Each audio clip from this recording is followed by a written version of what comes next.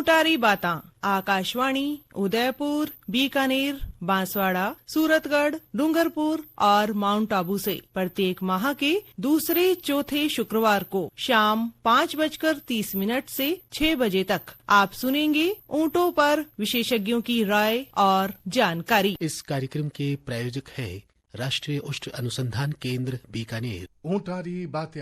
ऊंटारी बात्या कार्यक्रम सुनने वाला से ऊंट पालक भाई ने ओम जी भाई और भोम जी भाई रा मोकड़ा राम राम ओम जी भाई राम भोम जी भाई राम राम ओम जी भाई कई बात है। आज तो यहाँ थे न लाग रही है थे लोगों से बातचीत भी करता आ रहा था। कोई तीज त्योहार आने वालों है कि कोई आने वालों कहीं है। देखो 21 तारीख तो था न ध्यान नहीं है। विश्व योग दिवस है जी भारतीय दिन है। माननीय प्रधानमंत्री श्री नरेंद्र मोदी जी प्रयास पूरा विश्व योग दिवस रूप में मना रही है। और लोग माने एक अच्छी बात है कि योग के प्रति जागरूकता ही है। लोग स्वस्थ रहने सारू सचेत हुए जागरूक हुआ है। योग रो मतलब ही है जोड़ना। हाँ जब अपने शरीर ने अपा अगर स्वास्थ्य से जोड़ देवा तो फिर अपने कहीं चाहिए। देखो सा शरीर ने थोड़ा हिलाला डुलाला नहीं तो स्वस्थ रहा होता है। मैं थोड़ा कष्ट तो कोई बात ही को नहीं। तसी कार्यक्रम से आप निरोग रह सका। शरीर ने थोड़ा सी आप ऊंचो नीचो कर ले निरोग रहवा भी तो कर लेना चाहिए। बिल्कुल सा ओ कष्ट थोड़ी है। तो भाई देखो स्वास्थ्य रो काम है। कहीं जना कया करे के माऊ कष्ट हुआ को नहीं। अरे भाया ई कष्ट सु से दुख मिटे शरीर तो ऐसा कष्ट उठा लेना चाहिए। बिल्कुल उठा लेना चाहिए। दूसरी बात आप बताओ 22 तारीख ने कट्ठे गया 22 तारीख ने बीकानेर को नहीं गया कहीं केवल अनुसंधान घूमने गयो बटे भी तो ऊंट उत्सव हो सा। हाँ बिल्कुल 22 जून नहीं देखो केमल दिवस और थे बटे गया थे मिलिया को नहीं हूँ घणी थाने जोर से हिलो भी करियो। अरे भोम जी भाई हुनो तो पण थे तो थारा ऊंट लाड़ सजावट में लाग्योड़ा।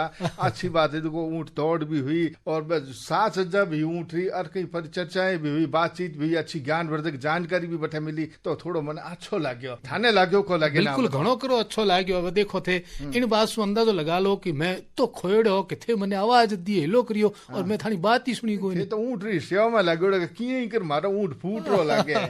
जच भी दियो ऊंट भाई सेवा तो खूब कटिंग जी की करे ही नहीं। वाह भाई बहुत सोमनी लगे। देखो कारीगरारी देखो आई तो है कलारी जी की पहचान की बिहारी जी की कला ने आप देखा नहीं जी सोरो जावे। बिल्कुल सा देखो ये अंग्रेजी जी की प्रतियोगिताएं और है नहीं में भाग लेना चाहिए। और विशेषकर बैठा जी की बातचीत हुई ज्ञान बड़ा देखो वैज्ञानिक आया है गुणी आदमी है बे जी की बातें बताई नहीं बे मैंने बहुत अच्छी लगी। और बिना काम में ले देखो चौपाल में बैठा है सगड़ा भाई ये हम भी गणकरा भी गया रुक जी भी भाई राम भाई राम बैठो तो अब बताओ साग आज अब चौपाल में बातचीत तो शुरू कर दी और आज मेहमान गुण पधारिया है। आज राष्ट्रीय उष्ट अनुसंधान केंद्र बीकानेर सु पधारिया है वैज्ञानिक डॉक्टर शांतनु रक्षित साहब। बातचीत कई विषय पर कर सो। हाँ अरे यस आज बातचीत करसा ऊंट आधारित पर्यटन रे माध्यम सु उद्यमिता विकास विषय पर। वाह विषय तो भाई सातरो लाया जिको 22 तारीख ने देखो लोग बैठा भीड़ जी है नहीं इन बात पर चर्चा करी थी कि देखो ऊंट सु भी अब क्या है कि 2 पैसा आना शुरू हो गया। पहला तो थोड़ी सी निराशा हुई पर हमें जो एज की आगे कार्यक्रम हुआ नहीं इसको देखो पर्यटन में भी काफी लाभ हुआ करे। डॉक्टर शांतनु रक्षित साहब आप चौपाल में घणो स्वागत है। आपने मैं करा राम सा और हमें बताओ कहीं प्रश्न कहीं ले रहे हो आज रो विषय है ओम जी भाई ऊंट आधारित पर्यटन रे माध्यम सु उद्यमिता विकास विषय पर आज डॉक्टर साहब सु बातचीत कर सा। देखो हूँ के प्रश्न कहीं यार थे बताए वैसे जो हूँ भूल ही क्यों है तो हर खींचड़ा हो जाने कने भूल हो जाए करे सा। अब से पहले डॉक्टर साहब आप बताओ कि ऊंट आधारित पर्यटन सु मतलब कहीं है। देखिए हमारे जो पर्यटन है इसमें बहुत सारा कंपोनेंट रहता है। ठीक है बहुत सारे लोग राजस्थान में आते हैं यहाँ देखने के लिए आते हैं। यहाँ का जो मरुस्थल है यहाँ का जो स्पेशल कल्चर है यहाँ का पुराना दिनों का हिस्टोरिकल इम्पोर्टेंट जो पैलेस है और सबसे इम्पोर्टेंट और एक रह जाता है वो है ऊंट। क्योंकि ऊंट एक ऐसे अनोखा प्राणी है जो बहुत कम जगह में मिलता है। भारत में भी सिर्फ राजस्थान और राजस्थान में भी मेनली पश्चिमी राजस्थान है और गुजरात का कच्छ यही 2 एरिया जहाँ पर सटीक मात्रा में ऊंट मिलता है देखने के लिए। तो मरुस्थल में जाके ऊंट को देखना अपने आप एक बहुत एक्साइटमेंट है। लोग इसको एक्सपीरियंस करना चाहते हैं और ऊंट को बहुत तरीके से उसको एंटरटेनमेंट पर्पस में यूज होता है। उसमें बहुत सारे लोग जुड़ा हुआ है और आज के टाइम में बहुत तेजी से हमारे टूरिज्म सेक्टर ग्रो कर रहे हैं। ठीक है, जैसे अगर कोरोना से पहले अगर राजस्थान में लगभग 5,38,00,000 लोग आए थे, कोरोना चला गया 2022 में इतना तेजी से उसको रिकवर हुआ, हमारा टोटल 10,87,00,000 टूरिस्ट आया था राजस्थानी। सिर्फ इतने भारी मात्रा में लोग राजस्थान आते हैं यही डेजर्ट देखने के लिए, प्लेस देखने के लिए, हिस्टोरिकल इम्पोर्टेंस जो है यहाँ का वो देखने के लिए, और यहाँ का कल्चर, यहाँ का ऊंट और वो भी उसका जो नेचुरल जहाँ पर मिलता है उस प्लेस में जाके ऊंट को देखना, हमारा डेजर्ट को एक्सपीरियंस करना, ऊंट में सफारी करना, ऊंट के बारे में जानना, जो बचपन से सुनते आ रहे हैं बहुत जगहों पे ऊंट के बारे में तरह तरह का मतलब मीथ है वो सुनते आ रहा है, उसको ओरिजिनली आके देखना क्या सही है क्या गलत है, ये अपने आप में एक एक्सपीरियंस है। तो हर तरीके से ऊंट को अपने टूरिज्म पर्पस में यूज करने के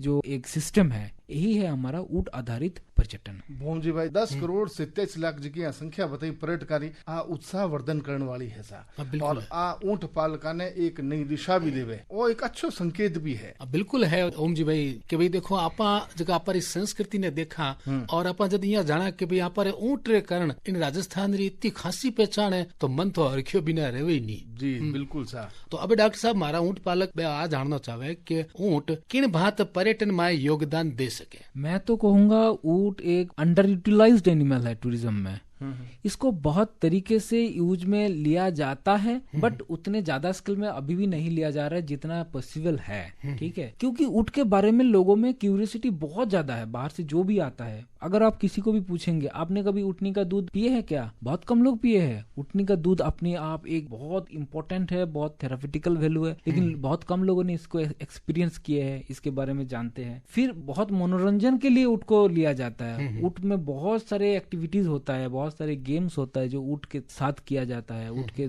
सहारा किया जाता है। ठीक है, ये बाहर कहीं नहीं दिखा जाता है। फिर ऊंट से बहुत सारे उत्पाद बनते हैं, ठीक है, जो सिर्फ इसी एरिया में मिलते हैं उतने अच्छे से। ये सारे जो पहलू है इसके थ्रू हमारा एंटरप्रेन्योरशिप डेवलप हो सकता है और हमारे टूरिज्म में भी बढ़ावा मिल सकता है। बिल्कुल सही कहा आप साहब। अब मैं डॉक्टर साहब आपसे और जानना चाहूँ कि राजस्थान में जो आप बताए गुजरात में ऊंट है और राजस्थान में, तो आप राजस्थान की बात करें तो राजस्थान में पर्यटन की क्या स्थिति है? मैं जैसे पहले आपको बता रहा था, राजस्थान में बहुत भारी मात्रा में इंडियन और फॉरेनर टूरिस्ट आते हैं। ठीक है, जैसे लास्ट जो हुआ था 2019 में, मतलब कोविड से पहले, कोरोना का जो हमारे आया उससे पहले लगभग 5,38,00,000 टोटल टूरिस्ट राजस्थान विजिट किए थे जी। और कोविड चला गया 2020-2021 में थोड़ा कम हुआ था, कोविड के कारण बहुत सारे था। अच्छा, 2022 में 10,87,00,000 10 करोड़ से ज्यादा लोग राजस्थान विजिट किए हैं। इसके अंदर 10,83,00,000 इंडियंस है। अच्छा। हैं, और फॉरेनर है लगभग 4 लाख, जो पहले 2019 में था 16 लाख। हमारा टोटल नंबर तो 2 गुना से भी ज्यादा हो गया, लेकिन फॉरेन टूरिस्ट अभी भी उतना नहीं आया, अभी भी आना बाकी है। जैसे जैसे रेस्ट्रिक्शन हट जाएगा, जैसे जैसे और मतलब नॉर्मल पोजीशन आ जाएगा, तो हम ये उम्मीद कर सकते 2023 में ये बहुत तेजी से और ज्यादा तेजी से बढ़ेगा और ज्यादा फॉरेन टूरिस्ट आएगा। फॉरेन टूरिस्ट के अंदर भी जैसे हो गया अमेरिका से, फ्रांस से, इंग्लैंड से, बांग्लादेश से, जर्मनी से, ये सब कुछ कंट्री से बहुत ज्यादा लोग आता है राजस्थान में।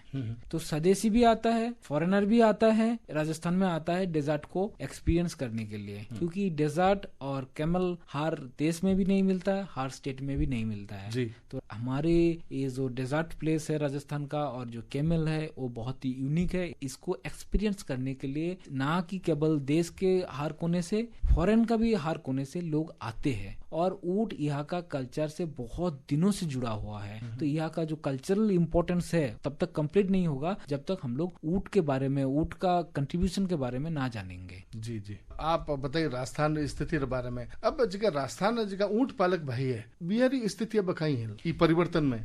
देखिए, ये तो एक ट्रांजिशन फेज के अंदर जा रहा है। ठीक है, ऊंट का जो नंबर है वो बहुत तेजी से घट रहा है, क्योंकि उसका जो ट्रेडिशनल यूज था वो कहीं ना कहीं शिफ्ट हो रहा है। पहले जैसे इसको भार लेने के लिए वो कैमल कार्ट ऊँट का गाड़ा था, ऊँट में सामान लाने या एग्रीकल्चर में काम में लेने में यूज होता था। अब थोड़ा स्थिति बदल गया है, यहाँ पर खेती में मैकेनाइजेशन आ गया, बड़ा बड़ा मशीन से काम हो रहा है। बाहर ले जाने में भी हमारे यहाँ जो रोड्स है वो बहुत अच्छा हो गया, तो मतलब गाड़ी आ गया, ठीक है, उसके थ्रू हो रहा है। लेकिन ऊँट के लिए भी नया नया मतलब दूसरे जगह पे स्कोप बढ़ रहा है। जैसे इसका अंदर एक हो गया टूरिज्म, टूरिस्ट इतना भारी मात्रा में आ रहा है, टूरिज्म पर्पस में इसका यूज किया जा सकता है। नंबर 2, ऊँटनी का जो दूध था एक ऐसा पहलू था जो पहले कभी इतने अच्छे से एक्सप्लोर ही नहीं किया गया था। जो लोग ऊँट पालते थे सिर्फ वही ऊँट को यूज करते थे, ऊँटनी का दूध का इस्तेमाल करते थे। लेकिन अब उसके बारे में जानकारी बढ़ रहा है, उसका डिमांड बढ़ रहा है, तो धीरे धीरे लोग इसमें भी इंटरेस्ट ले रहा है। और बहुत सारे जो यंग जनरेशन का जो स्टार्टअप्स है, जो एंटरप्रेन्योर है, वो इस पे इंटरेस्ट ले रहा है, उसमें इन्वेस्ट कर रहा है, कंपनी भी आ रहा है। तो हमारा उम्मीद है धीरे धीरे इसमें सुधार आएगा, स्थिति भी अच्छा होते जाएगा। जी डॉक्टर साहब जी, 22 तारीख ने राष्ट्रीय ऊँट अनुसंधान केंद्र बीकानेर में केमल दिवस बनाएगा। बीरमाने जी की ऊँट पालकारी प्रतिभागिता देखी नहीं जन थोड़ो जीसो रहे हो कि लोग जागरूक हुआ है पर्यटन रे प्रति भी, वो एक अच्छो संकेत है। बिल्कुल ओम जी भाई, और जो संकेत है वो बहुत ही अच्छो संकेत है। और इन संकेत ने देख पर आप यहाँ लगा सका अंदाजो कि भाई अपनी जी की संस्कृति है, अपने जी का ऊँट है, इनकी जी की उपयोगिता है वह खासी बढ़ती जा रही है जी। और डॉक्टर साहब अब एक सवाल आवे कि भाई किसा किसा प्रमुख क्षेत्र में ऊँट आधारित उद्यमिता रा प्रमुख अवसर मिल सके। ऊँट के लेकर जो टूरिज्म का प्रमोशन है ये सबसे ज्यादा है हमारा राजस्थान का मरुस्थल। तो राजस्थान का मरुस्थल हो गया, गुजरात का कच्छ का रण हो गया, नुब्रा वैली हो गया लद्दाख का, और समुद्र तट हो गया। ये ऐसा कुछ जगह है जहाँ पर एक कैमल वेज टूरिज्म बहुत इम्पोर्टेंट है। और इसके साथ साथ ऊँट को प्रमोट करने के लिए बहुत सारे उत्सव भी मनाया जाता है, ठीक है। जैसे एक हो गया अंतर्राष्ट्रीय ऊँट उत्सव जो बीकानेर में होता है। फिर हो जाता है पुष्कर मेला, ठीक है, जो स्थानीय रूप में कार्तिक मेला का नाम से भी जाना जाता है। वहाँ पर भारी मात्रा में ऊँट आता है, लोग ऊँट को एक्सपीरियंस करने के लिए आते हैं। फिर आता है रण उत्सव जो कच्छ में होता है, ठीक है। फिर आता है डेजर्ट फेस्टिवल जो जैसलमेर में होता है। ऐसे हर जगह जहाँ जहाँ ऊँट इम्पोर्टेंट है या जहाँ पर टूरिज्म को प्रमोट करने के लिए ऐसा बहुत सारे उत्सव भी मनाया जाता है ऊँट को प्रमोट करने के लिए हर क्षेत्र में ही। जी बहुत ही अच्छी जानकारी दी सा। और जानकारी साथे साथे अब भोम जी भाई गीत लो सुन लिया के। हाँ बिल्कुल ओम जी भाई, देखो मनोरंजन हुए नहीं साथे साथे, तो जो आप ज्ञान लेवो नहीं आप तो वो आप भी निखार सका। हाँ तो भैया आपसे सुनो एक मीठो मीठो सो गीत लो।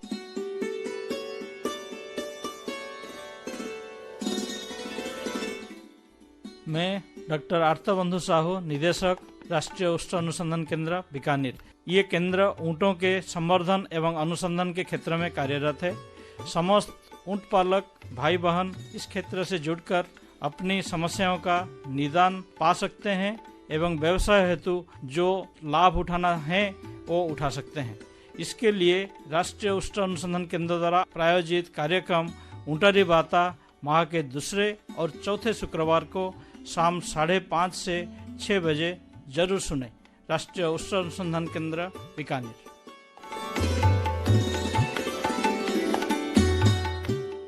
तो साहबार आप सुनियो एक मीठो मीठो सो गीत लो। इन बेड़ा आप से सुन रहे हो आकाशवाणी बीकानेर ढोला मारू चैनल री प्रस्तुति ऊँटारी बाता। और आज जानकारी देवन सारू पधारिया है डॉक्टर शांतनु रक्षित, राष्ट्रीय ऊँट अनुसंधान केंद्र बीकानेर सो। और आज आप बातचीत करिया ऊँट आधारित पर्यटन रा माध्यम सु उद्यमिता विकास। डॉक्टर साहब गीत लो आप सुनियो मनोरंजन सर। तो बात आवे मनोरंजन री ओम जी भाई, तो डॉक्टर साहब सु आप पूछना चाहवा कि मनोरंजन रे खातिर ऊँट री विभिन्न जी की उपयोगिता है बा किसी किसी है। देखिए आप तो गाना सुनाए और हमारे ऊँट तो गाना के साथ साथ डांस भी कर सकते हैं मनोरंजन के लिए। जी। लोग जो भी बाहर से आते हैं वो यहाँ ऊँट का सफारी करने जाते हैं, ठीक है। इसके अलावा भी हमारे राजस्थान में समय समय पर कैमल रेस होता है, कैमल पोलो का खेल होता है, फिर कैमल डांस होता है, ऊँट की ऊन कल्पन द्वारा सजावट होता है, उसका मतलब जो हेयर है उसको कट के डिफरेंट डिजाइन बना जाता है। हमारे बीएसएफ में कैमल टैटू शो होता है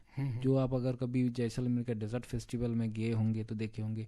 वो बहुत सारा अच्छा कैमल टैटू शो, मतलब कैमल से बना हुआ अलग अलग का अरेंजमेंट्स बोल सकते हैं, ठीक है। वो एक बहुत अच्छा लगता है। ऐसा बहुत सारे मनोरंजन एक्टिविटीज है जो ऊँट से हम लोग को मिलता है। देखो ए गतिविधियां ही है नी जी ऊँट ने पाछो एक जीवंत करियो है ने विश्व लोग ऊँट पालक पाछा जुड़िया है बियर माने उत्साहवर्धन हुआ है। और अब डॉक्टर साहब हैं आपसे वो जानना चाहो कि ऊँट ने दूध की विभिन्न उपयोगिता जी मेरे बारे में आप बताओ। देखिए, ऊँटनी का दूध बहुत ही अच्छा और फायदेमंद है। डायबिटीज हो, हेपेटाइटिस सी हो या ऑटिज्म हो, ये सारी बीमारी में ऊँटनी का दूध अच्छा फायदा देता है। उसमें विटामिन सी बहुत अच्छे मात्रा में मिलता है, उसमें फैट बहुत कम होता है और बाकी जो भी मिनरल विटामिन है इम्पोर्टेंट है वो काफी अच्छा मात्रा में मिलता है। ओवरऑल इतना है कि उसको रेगुलर अगर कोई सेवन करता है उसका इम्यूनिटी बहुत अच्छा बूस्ट हो जाता है। ठीक है, तो इसलिए बाहर से जो भी आते हैं वो ऊँटनी का दूध का एक्सपीरियंस करना चाहते हैं या जो दूर से भी है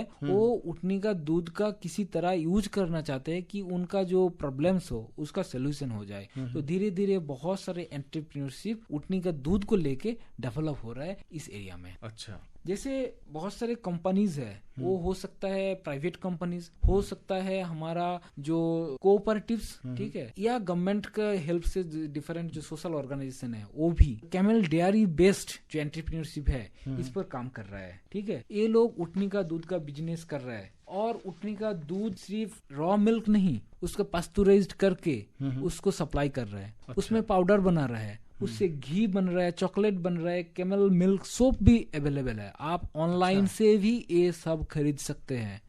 कुछ कंपनी और भी बहुत ज्यादा इनोवेटिव प्रोडक्ट्स भी बना रहे हैं। जैसे एक कंपनी है वो freeze dried camel milk powder capsule बना रहा है। ठीक है, जैसे हम कैप्सूल लेते हैं दवाई की तरह, वो भी 500 mg का कैप्सूल बना रहे हैं कैमल मिल्क पाउडर का।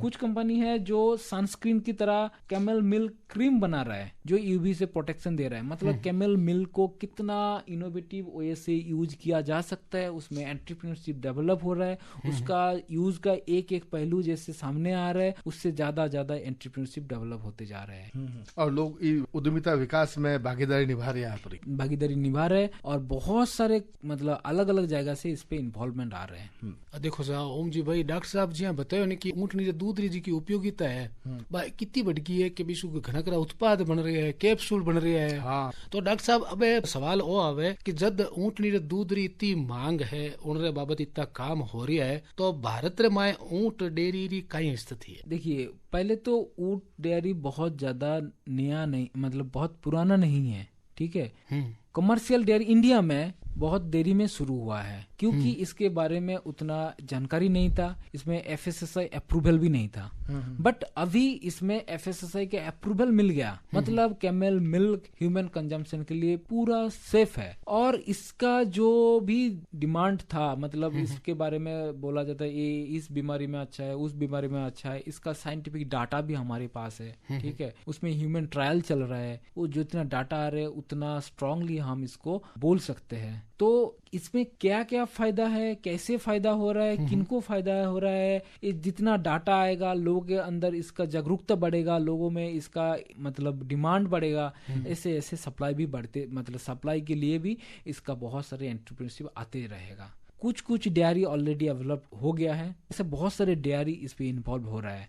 और सिर्फ ना की कलेक्शन, उसका प्रोसेसिंग और उससे जो यूनिक प्रोडक्ट्स बन सकता है उसमें भी तरह तरह का एंटरप्रेन्योर इन्वॉल्व हो रहा है। जी बिल्कुल ठीक बताया डॉक्टर शांतनु रक्सी साहब के राष्ट्रीय उष्ण अनुसंधान केंद्र बीकानेर जगह प्रयास है भी प्रयास हो खाली राजस्थान में नहीं था, पूरे देश की बात करें तो बीर मायने ऊँटनी रे दूध रे प्रति एक जागरूकता बढ़ी है आम आदमी रे मायने और ऊँट पालका रे मायने, और भी एक शुभ संकेत है। बिल्कुल है। और अब डॉक्टर साहब मैं आपसे और जानना चाहूँगा कि ऊँट आधारित पर्यटन से जुड़ोड़ा उद्यमी जो हमारे ऊँट पालक भाई है बेने किसा किसा प्रमुख पहलुओं अपन ध्यान रखना चाहिए। देखिए, उनको सबसे पहले ध्यान रखना होगा जो पर्यटक है उनका पसंद, उनका संतुष्टि और उनका सुरक्षा के लिए जो भी प्रोडक्ट्स दे रहा है या सर्विस दे रहा है उसका गुणवत्ता अच्छा हो, वो हमारा कंज्यूमर सेफ रहे, और हम जो ऊँट को इसमें यूज में ले रहे हैं उसका हेल्थ का भी ध्यान रखना होगा, वो कैसे बिहेव कर रहा है। हम ऐसा कुछ भी ना करें जो उसका हेल्थ के लिए खतरा बन सके, कोई क्रुएल्टी हम प्रमोट नहीं कर सकते। और पर्यटन में शामिल जितने भी लोग हो उनके आपस में एक नेटवर्किंग हो कि हम सबसे बेस्ट फैसिलिटीज बाकी लोगों को दे सके ऑर्गेनाइज्ड वे में, ये सब का ध्यान रखना होगा। जी, बहुत ही बढ़िया जानकारी दी डॉक्टर साहब। और डॉक्टर साहब, ऊंट आधारित उद्यमिता विकास सारू राष्ट्रीय उष्ट अनुसंधान केंद्र रा कई प्रयास हो रहा है। देखिए, एनआरसी कैमल इंडिया का हर कैमल हर्डर्स के लिए हमेशा प्रयास करते हैं उनका अच्छा और अच्छा होते रहे। हमारा एनआरसी कैमल में रेगुलर ट्रेनिंग हो रहा है, हम खुद भी टूरिज्म का फैसिलिटीज डेवलप कर रहे हैं और बाकी जो कैमल फार्मर है उनके उसके बारे में ट्रेनिंग दे रहे हैं।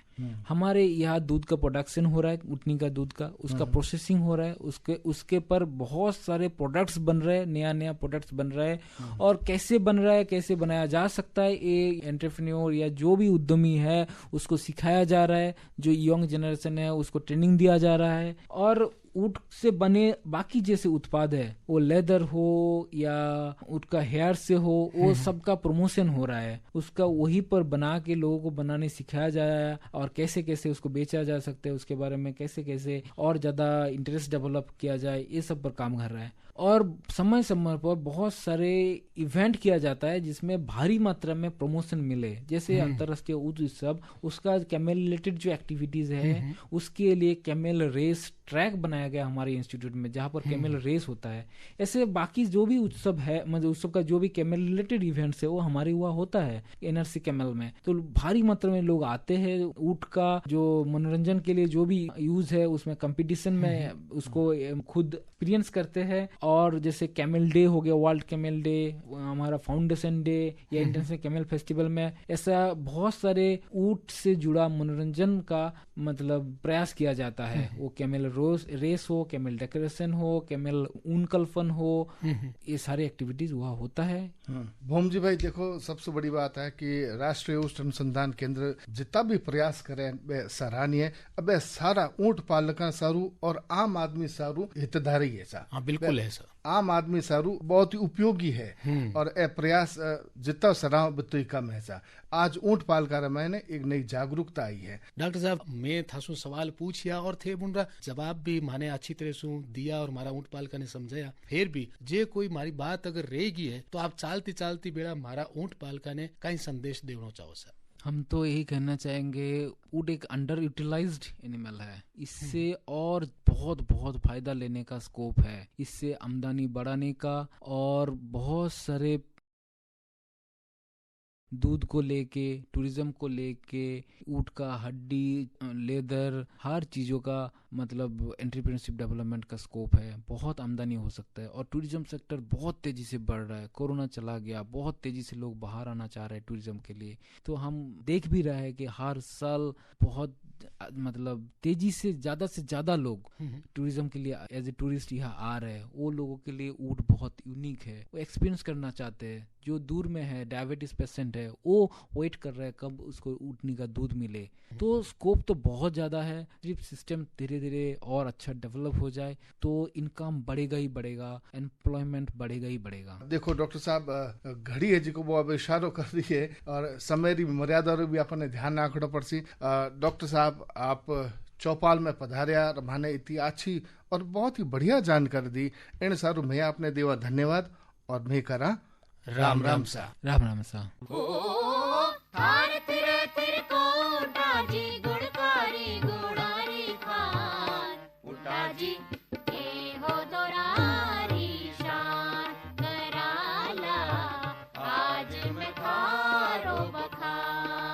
ऊँटारी बातां आकाशवाणी उदयपुर, बीकानेर, बांसवाड़ा, सूरतगढ़, डूंगरपुर और माउंट आबू से प्रत्येक माह के दूसरे चौथे शुक्रवार को शाम 5:30 से 6 बजे तक आप सुनेंगे ऊँटों पर विशेषज्ञों की राय और जानकारी। इस कार्यक्रम के प्रायोजक थे राष्ट्रीय उष्ट अनुसंधान केंद्र बीकानेर। इन कार्यक्रम रा संयोजक श्री अमित सिंह और प्रस्तुति ही श्री महेश्वर नारायण शर्मा ने। सहभागिता थी राम सहाय हर्ष और चंद्रशेखर जोशी री। हमें माने आगे दिराव सा मोकड़ा राम राम सा।